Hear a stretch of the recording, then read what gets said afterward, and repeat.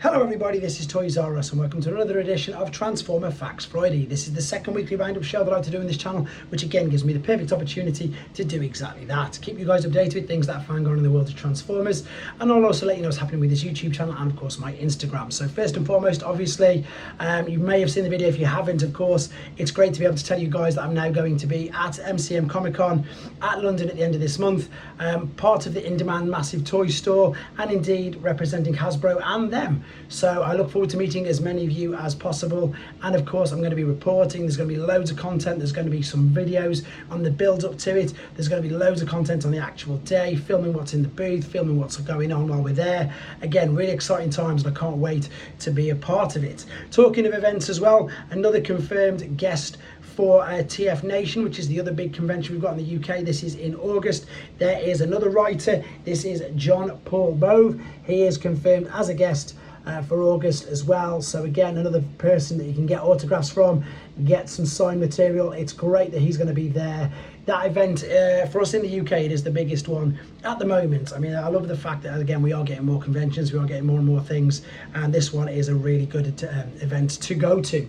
Right, moving on, what we've got here, they haven't done this in ages to be honest, but I'm really pleased they have. So via the Sunbow, let me make sure I get this right, it is the Sunbow Marvel archive. What they've done is they put the clues in the title. It's such an amazing website. The only problem with it, and it's not really negative, it is just a problem, you can lose a day there of time because it's got all the storyboard, well, most of the storyboards, loads of things about regarding the episodes and the cartoons that we watched when we were a child. So it's got here 150 model sheets covering both the main 1984 cast and specific episode models for season 1.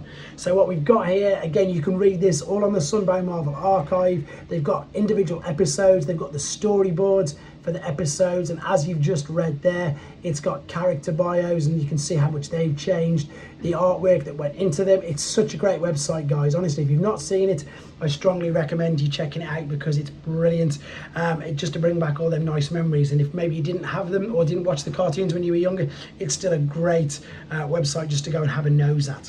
Right, third party company Dreamstar Toys, they're going to be doing the Devastator as well. So we've already seen Studio 01's take on Devastator. This is just some prototype images of exactly that. Now, Dreamstar at the moment, they've done a Superior combiner. They're not licensed by Hasbro or Takara, so they've had to use different names. But this is some images of their take on a Devastator. So I've got no other details on price, on individual bots, on size and scale. We've just got a couple of images of a couple of the figures and then the fully combined mode. So again, I don't know what it is with Devastator. I mean, he's a fantastic figure, a fantastic character. There's their take on Superior, by the way, and they've only released, I think, a few of them figures. I don't think they've completed it as yet, but there is their take on Devastators. This is going to be a massive masterpiece scale size combiner, so we wait to see more images and prototypes of this because it's going to be something really special by the looks of it. Right, last couple of images of the particular figure there. Again, it's clearly noticeable that it's Devastator with Mixmaster, etc. on the legs. Yeah, can't wait to see this in the proper colours and indeed in the flesh. Right, moving on, just a mini recap because they were very lucky in Japan. This week they had the Shizuka Hobby Show 2024, and for those of you who haven't seen the videos on that, they had quite a few things. So if you go to TFW 2005, there's loads of information, loads of footage, loads of images. So there is, of course, the fact that we're getting the Kurokuro Rodimus Prime that's going to be coming out as a actual transformable figure. There's a TikTok on that. There's some actual in-hand figures of the Masterpiece or MpG Jinrai and Super Jinrai, and then we've got images of this. This is, of course, they're calling it a 40th anniversary, but of course it's not. It's from the movie. Everything they're tying into the 40th anniversary at the moment. So this is going to be their new Bumblebee figure, of course, based on the movie. Looks really good. I like the look of this, to be fair. As and when we get more information, I will, of course, let you know. It just says it's coming in summer this year. Then we've seen a little bits of this. So this is the Bingo Toys take on a very different looking Optimus Prime. So that's the actual racing car, the actual car itself, and then these were the images that we saw already of the particular figure. So again, that is the Bingo Toys advertisement for it, and there indeed is the figure. So it looks to be a heavily retooled Crosshairs from the last night Studio Series figure, but of course in Optimus Prime colours. As I already mentioned as well, they do have a Jinrai and Super Jinrai on show for people to have a look at, as well as the missing link figures as well. So if you want to see all these in more detail without the reflection and the glare, head to TFW 2005 where you can see all them images. Funko Pop at the moment are completely coining in on the fact that it is of course Transformers 40th anniversary, and here is the new Megatron and Optimus Prime. I think these are toy decos, I think that's why they're different. It looks to me, again, please correct me if I'm wrong, because obviously we've already had a Megatron and we've already had an Optimus Prime, but I think they've changed something ever slightly, like Optimus's eyes are yellow and the bat and the sticker detail on the front of Megatron's chest. I could be completely wrong, but that's the differences I can see. Just a reminder that Fans Hobby as well are now jumping, of course. They already did it, they already made their Jinrai and Super Jinrai figures, but they are going to be reissuing them for this year as well, and why not? Because of course he's a hot topic at this particular moment in time. Dr. Wu, this is going to be something pretty special as well.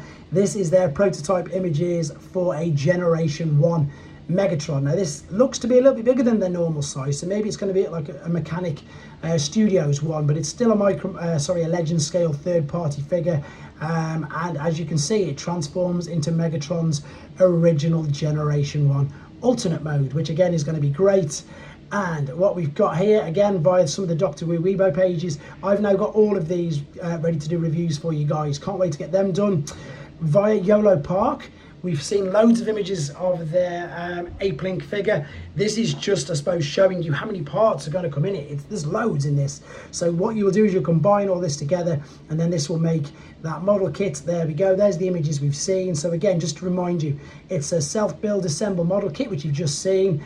It's a new mold, so they're not using the same as Optimus Prime, or they're going for new parts and loads of new accessories to it. There's a full write-up of this on Yolo Park's YouTube, as well as on TFW 2005.